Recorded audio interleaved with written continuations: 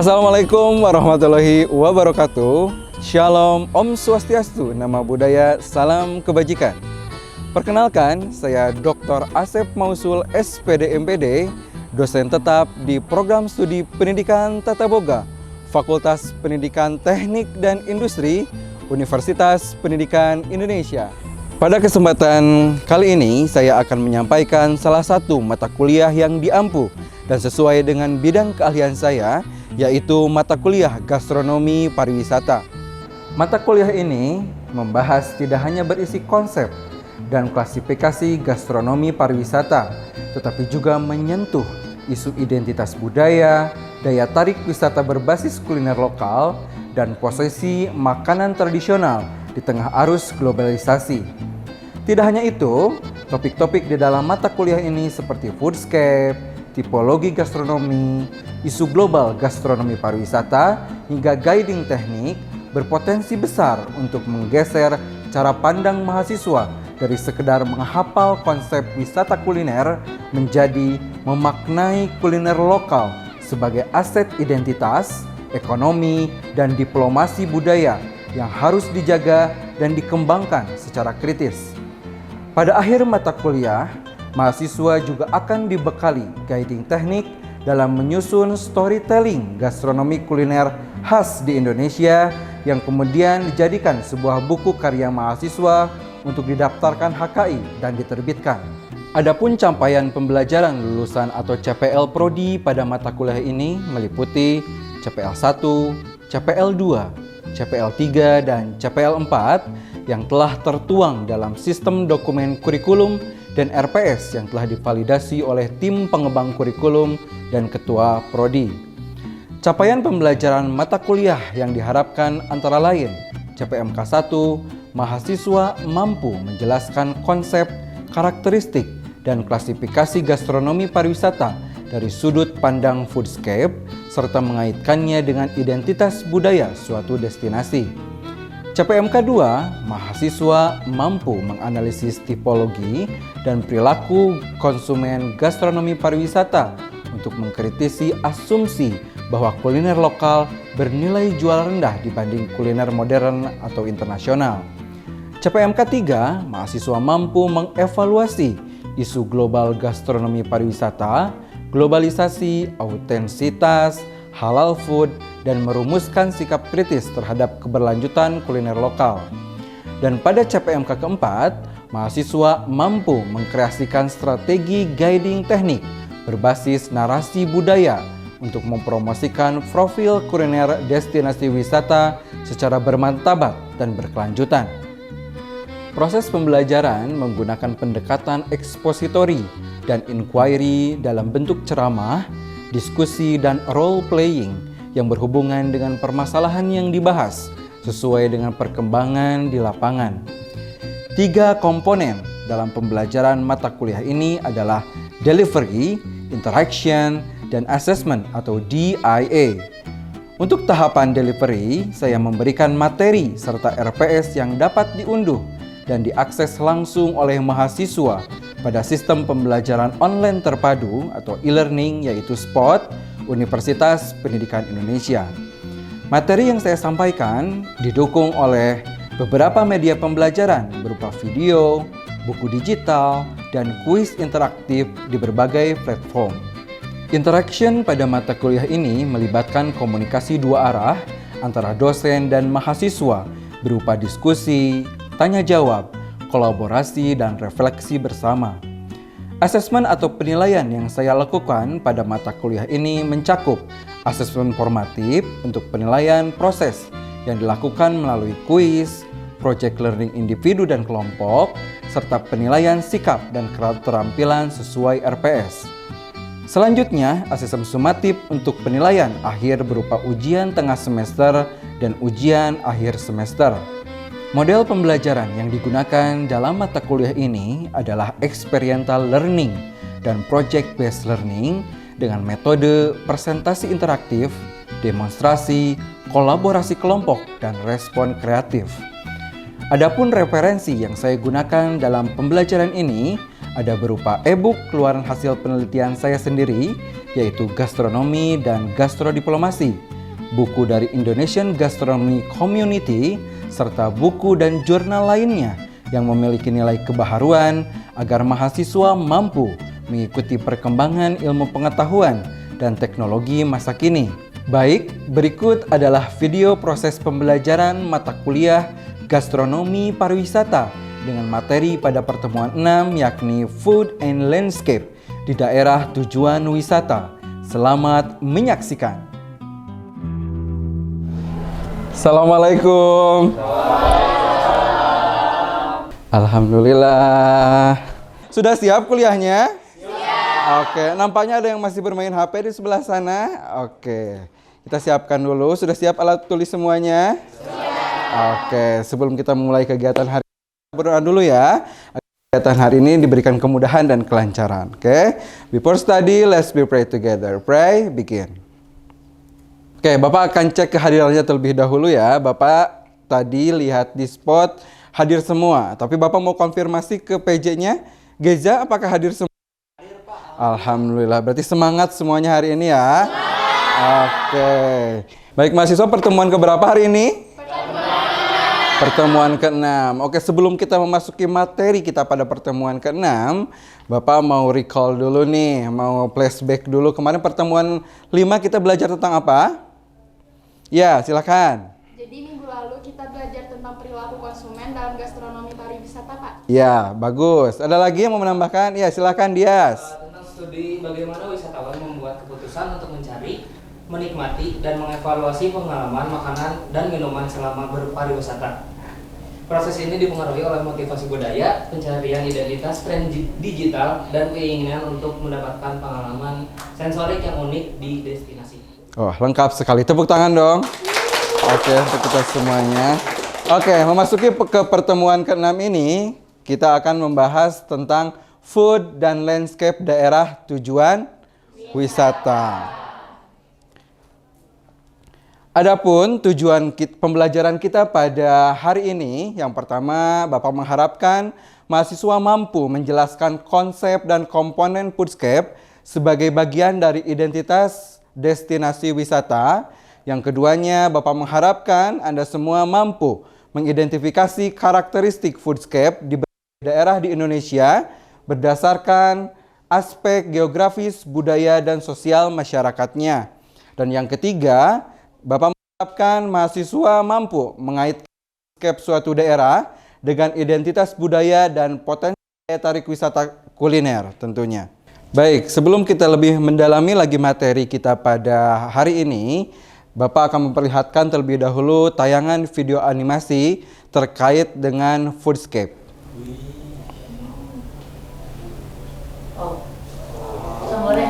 Apa hasil operasi?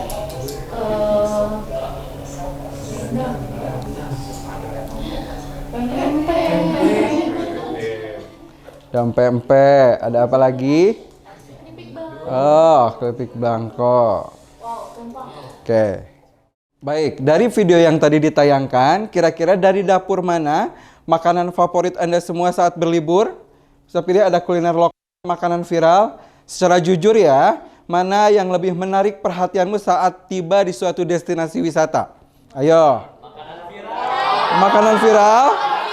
Makanan viral. Ada yang oke. Lebih tahu pada makanan viral ya? Oke. Next. Nah. Oke, dari video, dari foto ini, foto makanan ini, bisa menyebutkan itu apa kira-kira? Boba ini. Oh, ini bibimbap. Ini. Oke, ini. Kalau itu apa? Apa? Jar cake ya. Yang sebelah sana? Kromboloni. Tahu semua ya? Kita lihat slide selanjutnya. Nah, kalau ini pada tahu apa kira-kira? Kok nggak seramai yang tadi ya? Nggak seramai yang tadi. Oke, ayo ada yang sebutkan. Gambar yang satu apa? Nama hidangannya, nama minumannya. Bir peletok. Dari daerah mana? Gimana? Oh, nggak seyakin tadi bilang bibimbap. Oke, ini apa? Ayo. Mie. Ini apa? Donat. Oh, donat ya. Ali. Ini Jalabria. Ya. Oke, kalau apa? Minuman. Ayo. Sekencang tadi bilang boba nggak? Apa kira-kira? Salah, itu namanya es selendang mayang, kan? Oke, next. Oke, dari tadi foto yang ditayangkan, kita dapat lihat, jangan jauh-jauh keluar.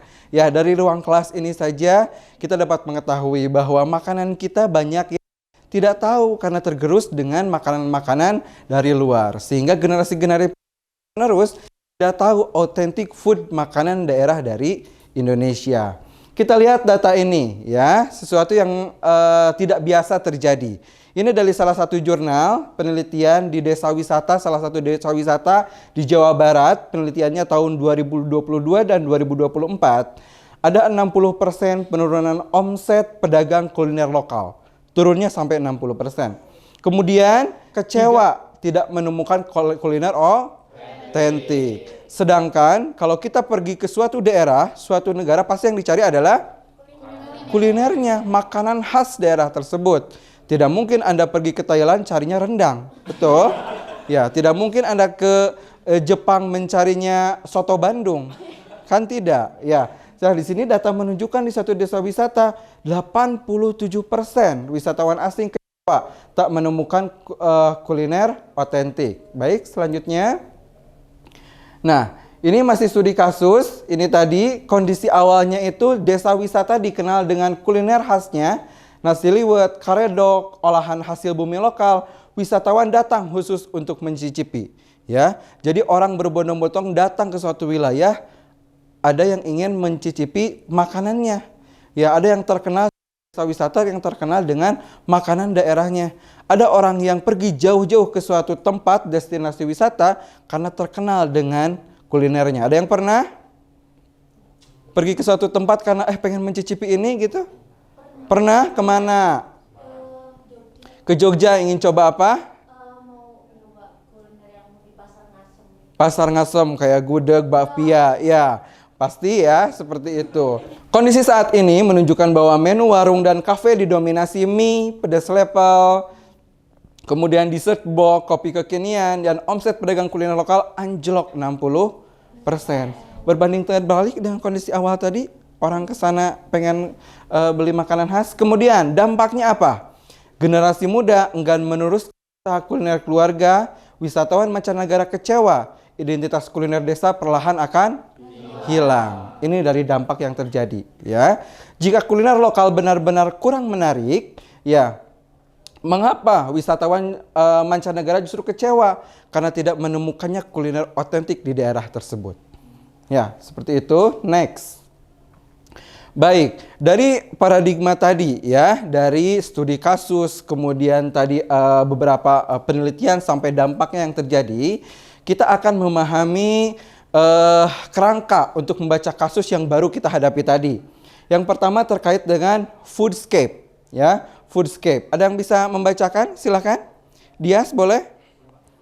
Untuk yang foodscape ya Pak? Ya. Lanskap kuliner, suatu destinasi yang mencerminkan identitas budaya, tradisi, dan nilai sosial masyarakat lokal. Bell and Valentine 2022. Nah, foodscape atau lanskap pangan adalah konsep integrasi multi-elemen yang menghubungkan makanan, manusia, dan lingkungan dalam suatu wilayah. Ya, itu terkait dengan definisi dari foodscape menurut jurnalnya Bell dan rekan-rekannya ya. Kemudian dalam identitas wisata, foodscape bukan hanya sekedar tempat makanan, ya. Jadi makanan kalau di dalam gastronomi bukan hanya untuk pemenuhan perut saja, tapi dia punya makna ya tersendiri di dalamnya. Ya, kemudian melainkan panggung budaya. Tuh, di dalam segi foodscape makanan itu adalah panggung budaya, ya, yang biasanya kalau panggung hiburan, panggung pertunjukan, sekarang makanan itu merupakan panggungnya budaya. Tempat asal usul bahan baku itu berasal, kemudian tradisi pengolahannya seperti apa, atmosfer berinteraksi merajut citra khas yang membedakan daerah dari daerah satu dengan daerah yang lainnya. Kemudian apa itu komponen utama di dalam Foodscape? Ya, yang pertama adalah sumber daya dan bahan baku. Ya, dari mana sumber daya itu berasal? Ya, dari setiap daerah pasti menghasilkan komoditi yang berbeda-beda. Ya, mempengaruhi dari unsur tanah dan lain-lain. Seperti contoh halnya ubi Cilembu. Ada yang tahu ubi Cilembu? Ubi Cilembu kalau ditanam di Cilembu dengan ditanam di Garut akan berbeda hasilnya. Karena unsur tanah yang berbeda, ya.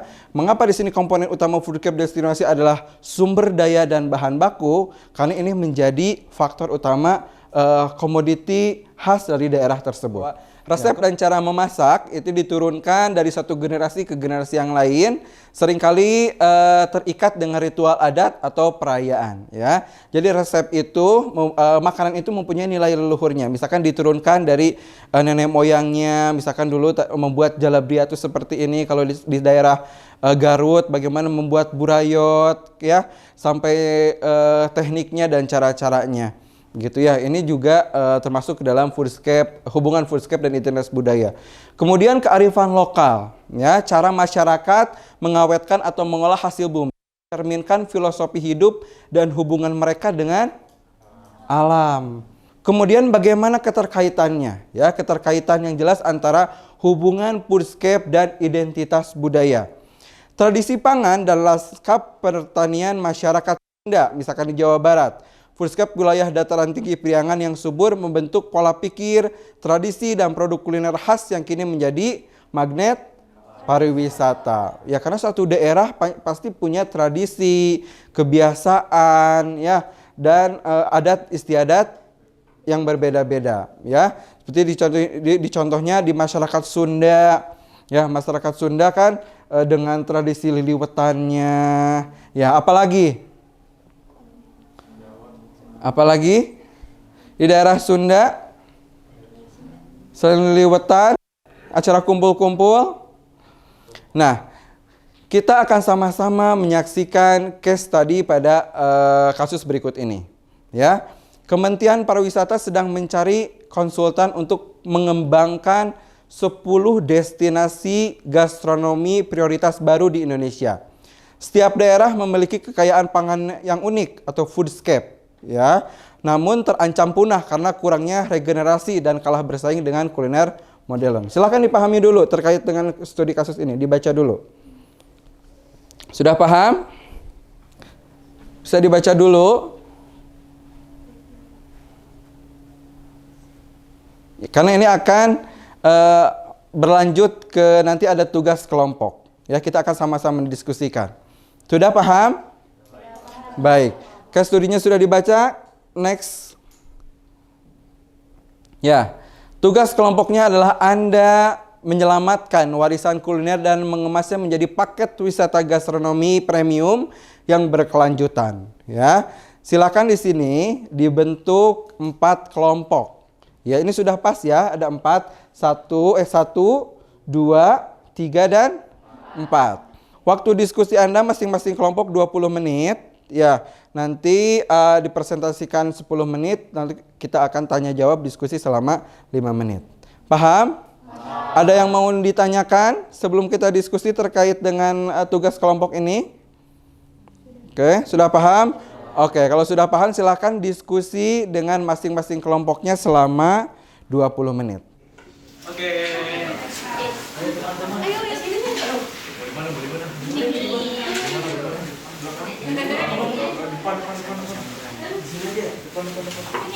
Kelompok 2 sama kelompok 3 jangan terlalu berdekatan ya. Akan mungkin.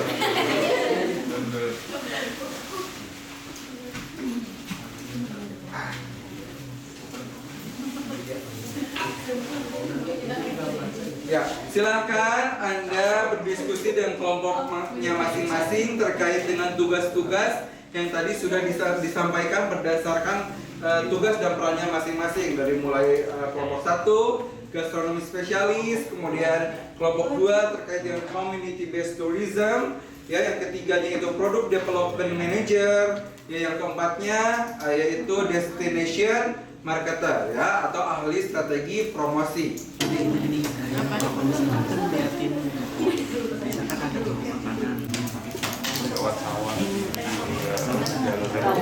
Jadi terkait dengan tugas kelompok 1 Anda sudah paham? Mulai Pak, ini untuk pemetaan development manager di wisata ini, apa namanya, pemetaannya seperti apa Pak? Oke, ini terkait dengan kelompok 2 ya, product development manager. Jadi merancang perjalanan intern itu kan seperti apa?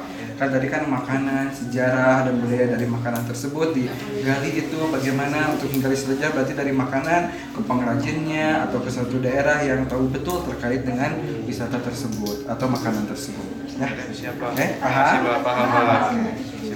Ya, sebentar ya. Oke Pak.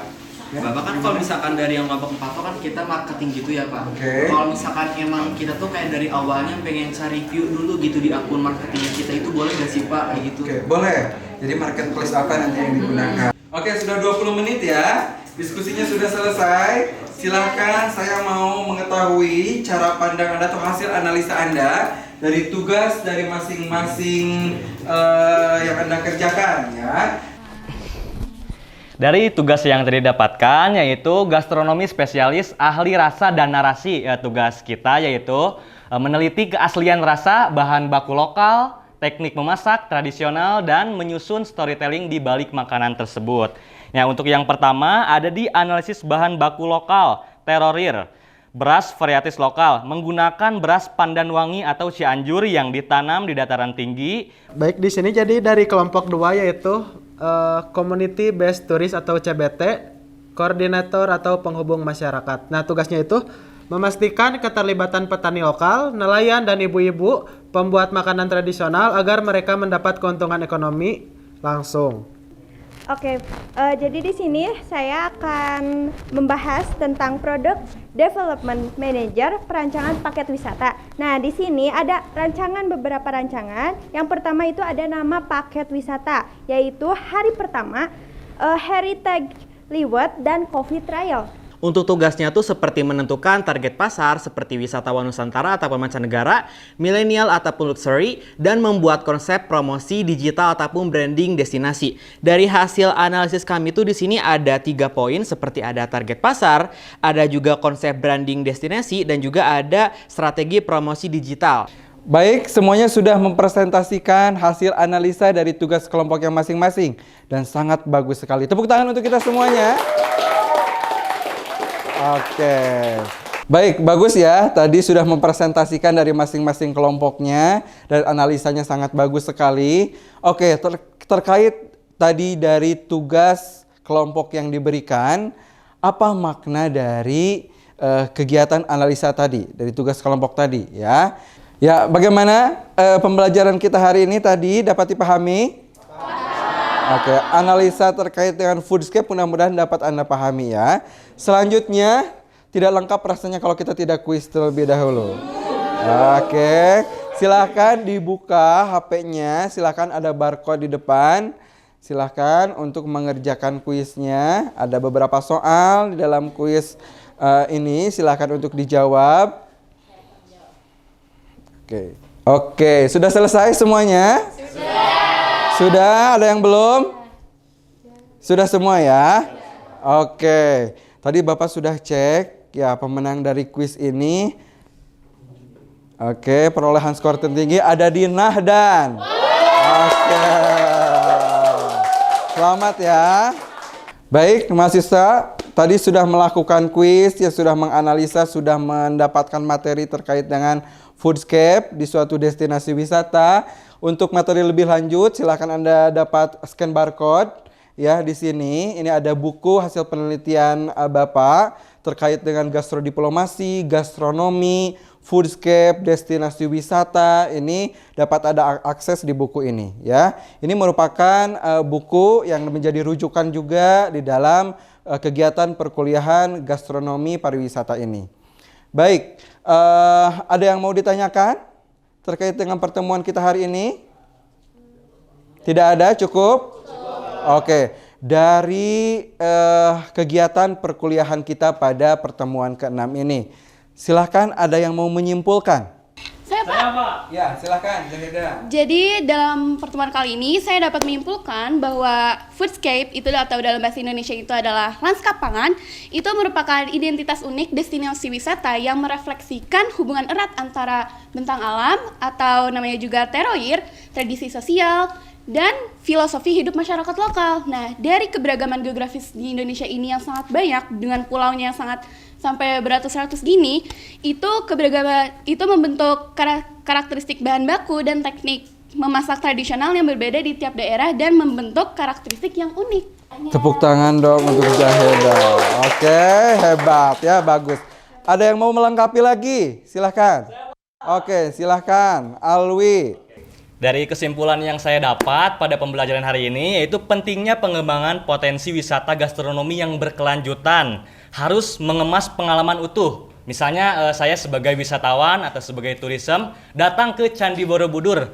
Jadi saya harus mendapatkan pengalaman utuh dari mulai sejarahnya, perjalanan budaya atau makanan-makanannya gitu. Nah, berbasis narasi budaya atau storytelling yang memberdayakan komunitas setempat sehingga mahasiswa tidak hanya kritis terhadap destinasi wisata tetapi juga peduli melestarikan warisan kuliner Nusantara, Pak. Oke, hebat. Lebih lengkap, tepuk tangan kembali. Ya. Alhamdulillah tadi sudah disimpulkan, apanya sudah pada paham ya terkait dengan materi pada pertemuan ke-6 kita hari ini. Baik, selanjutnya nah, ini adalah kesimpulan secara globalnya ya terkait pertemuan kita pada hari ini bahwa foodscape adalah ruang geografis tempat makanan produksi. Melainkan identitas kultural yang merefleksikan hubungan mendalam antara bentang alam, kemudian tradisi sosial dan filosofi hidup masyarakat Indonesia. Keberagaman tipologi wilayah mulai dari dataran tinggi agraris hingga pesisir secara dinamis membentuk karakteristik bahan baku dan teknik memasak tradisional yang unik di setiap daerah tentunya. Oleh karena itu, pengembangan potensi wisata kuliner yang berkelanjutan tidak boleh hanya menjual komoditas produk di atas piring saja.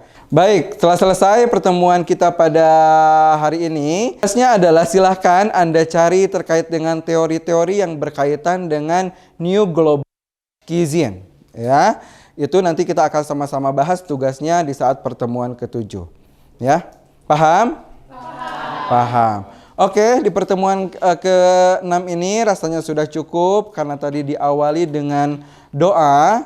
Mari kita akhiri kegiatan hari ini juga dengan doa. Ya, oke. After study, let's be pray together. Pray, begin. Oke, pray stop.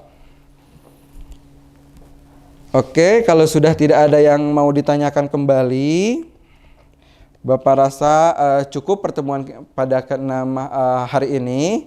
Sampai bertemu di pertemuan ke-7. Mohon maaf apabila ada kesalahan. Billahi taufiq wal hidayah. Wassalamualaikum warahmatullahi wabarakatuh. Waalaikumsalam warahmatullahi wabarakatuh. Terima kasih semuanya. Ya. Sekian dokumentasi video proses pembelajaran untuk mata kuliah Gastronomi Pariwisata pada program studi Pendidikan Tata Boga, Fakultas Pendidikan Teknik dan Industri, Universitas Pendidikan Indonesia. Video ini digunakan sebagai bagian dari pemenuhan dokumen pernyataan diri dosen dalam rangka pelaksanaan unjuk kerja Tridharma Perguruan Tinggi atau PDD UKT-PT.